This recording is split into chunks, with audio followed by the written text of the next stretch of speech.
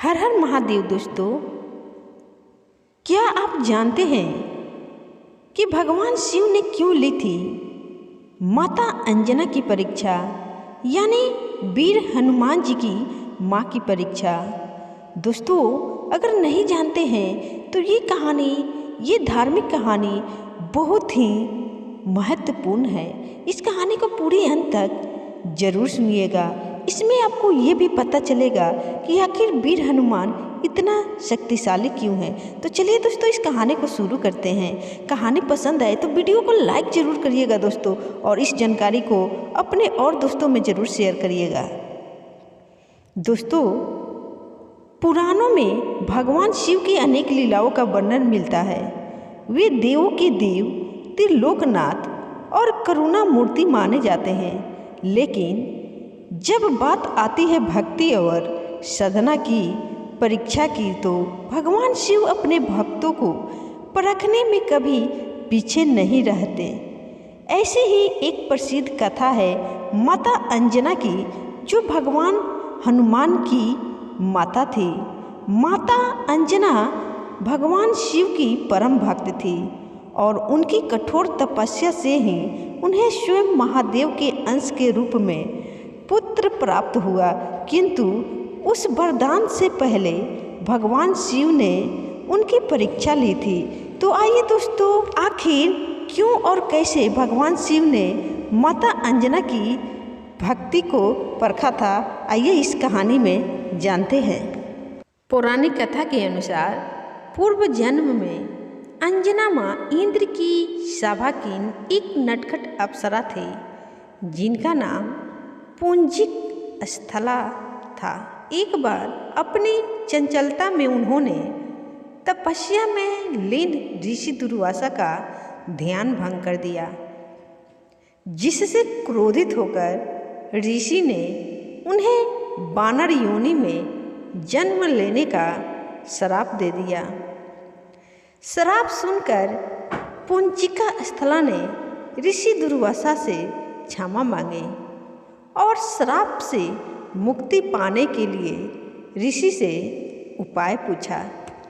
तब ऋषि को दया आ गई। ऋषि ने कहा कि जब तुम्हें भगवान शिव का अंशरूप पुत्र प्राप्त होगा, तभी तुम्हारा यह श्राप समाप्त हो जाएगा। तब से अंजना का मन भगवान शिव की आराधना में लग गया। वे प्रतिदिन शिवलिंग की पूजा करती, उपवास रखती और कठोर तपस्या करती थी, ताकि महादेव प्रसन्न होकर उन्हें पुत्र का वर दे। अंजना ने पर्वतों और जंगलों में जाकर वर्षों तक कठोर साधना की। वे केवल फल और जल पर निर्भर रही और दिन रात ओम नमः शिवाय का जाप करती रही। उनकी तपस्या इतनी तीव्र थी कि देवता तक उन्हें तप से विचलित हो उठे। परंतु भगवान शिव तो सदा अपने भक्तों की परीक्षा लेकर ही उन्हें वरदान देते हैं। इसलिए उन्होंने निश्चय लिया कि वे अंजना की भक्ति की गहराई को परखेंगे। भगवान शिव एक दिन ब्राह्मण के भेष में माता अंजना के सामने प्रकट हुए। उन्होंने देखा कि अंजना समाधि में लीन होकर भगवान शिव का स्मरण कर रही है। शिव ने ब्राह्मण रूप में कहा कि देवी, तुम इस कठिन वन में अकेली क्या कर रही हो? इस तपस्या का क्या उद्देश्य है? क्या तुम्हें नहीं पता कि भगवान शिव तो कठिनाइयों से प्रसन्न होते हैं? अंजना ने नम्रता से उत्तर दिया कि महात्म, मैं भगवान शिव को प्रसन्न करना चाहती हूँ, ताकि वे मुझे ऐसा पुत्र दे जो उनके समान बलवान, बुद्धिमान और धर्मपरायण हो।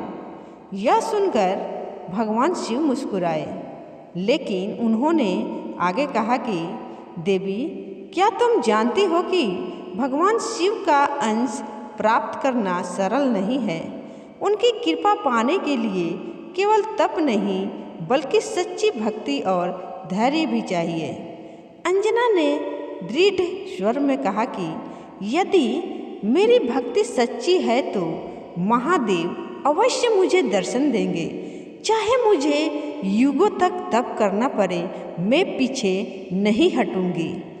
माता अंजना की निष्ठा और दृढ़ विश्वास देखकर भगवान शिव अत्यंत प्रसन्न हुए। उन्होंने अपना दिव्य रूप धारण किया और कहा कि हे अंजना, तुम्हारी भक्ति से मैं बहुत प्रसन्न हुआ। मैं तुम्हें ऐसा पुत्र प्रदान करूंगा जो मेरा अंश होगा। वह शिव के समान तेजस्वी, अजय, बलशाली और भक्तवत्सल होगा। तब भगवान शिव ने वायुदेव को आज्ञा दी कि वे उनके अंश को अंजना के गर्भ में स्थापित करें। इसी से भगवान हनुमान का जन्म हुआ, जिन्हें पवन पुत्र हनुमान भी कहा जाता है। भगवान शिव ने माता अंजना की परीक्षा इसलिए ली थी ताकि यह सुनिश्चित हो सके कि उनकी भक्ति केवल इच्छा से प्रेरित नहीं बल्कि निष्ठा और समर्पण से भरी है।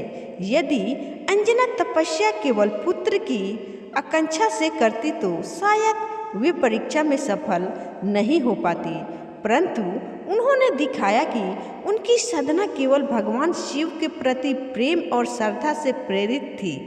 यह प्रसंग यह भी सिखाता है कि ईश्वर अपने भक्तों की परीक्षा इसलिए लेते हैं ताकि उनका विश्वास और अधिक दृढ़ हो सके। भगवान शिव का आशीर्वाद पाकर माता अंजना ने हनुमान जी को जन्म दिया, इसलिए हनुमान जी को शिव का ही अंश अवतार माना जाता है। वे रुद्र अवतार कहलाते हैं। हनुमान जी ने अपने जीवन भर भगवान राम की सेवा की और शिव भक्ति के आदर्श को आगे बढ़ाया। भगवान शिव और माता अंजना की यह कथा हमें यह संदेश देती है कि भक्ति का मार्ग सरल नहीं होता। ईश्वर हर भक्त की परीक्षा लेते हैं ताकि उसके भीतर की सच्ची निष्ठा उजागर हो सके। माता अंजना ने इस परीक्षा को पार किया और उन्हें मिला भगवान शिव का अंश, भगवान हनुमान, जो आज भी भक्ति, सेवा और शक्ति के प्रतीक है।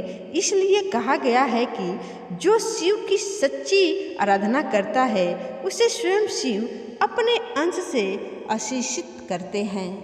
दोस्तों, अब आपको यह तो पता चल ही गया होगा कि आखिर हनुमान जी इतने शक्तिशाली क्यों हैं और भगवान शिव इतने दयालु क्यों हैं। ये सभी जानकारी आपको इस कथा में मिली है। दोस्तों, कहानी अच्छी लगी तो वीडियो को लाइक शेयर जरूर करिएगा। कमेंट में जय भोलेनाथ, जय हनुमान, जय अंजना माता जरूर लिखिएगा। धन्यवाद।